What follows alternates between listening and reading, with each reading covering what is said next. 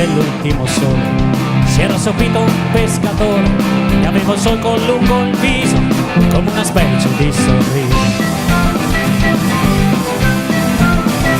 Venne alla spiaggia un assassino, due occhi grandi da bambino, due occhi enormi di paura, erano gli specchi di un'avventura. La la la la la la la la la la la la la la.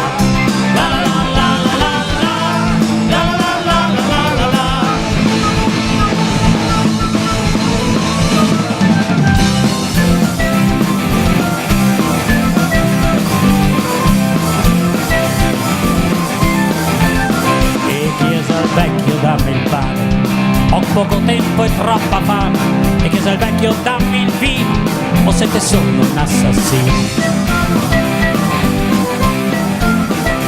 Gli occhi dischiuse il vecchio al giorno, non si guardò neppure intorno, ma verso il vino e spezzò il pane, per chi diceva siete o fame. La la la la la la la la.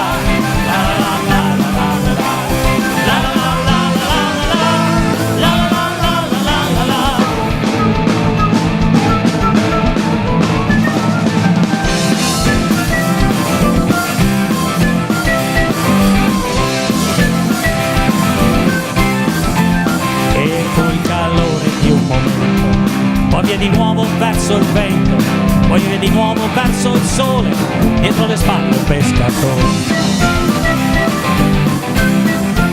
Dietro alle spalle un pescatore, e la memoria è già dolore, è già il ripianto di un aprile, giocato all'ombra di un cortile. La la la la la la la.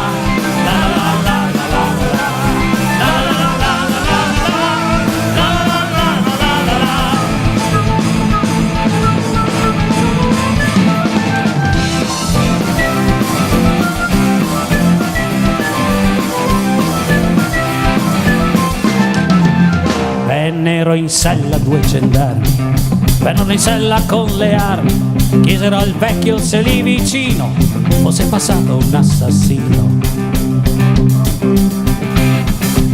All'ombra dell'ultimo sole s'era sopito il pescatore e aveva un solco lungo il viso come una specie di sorriso.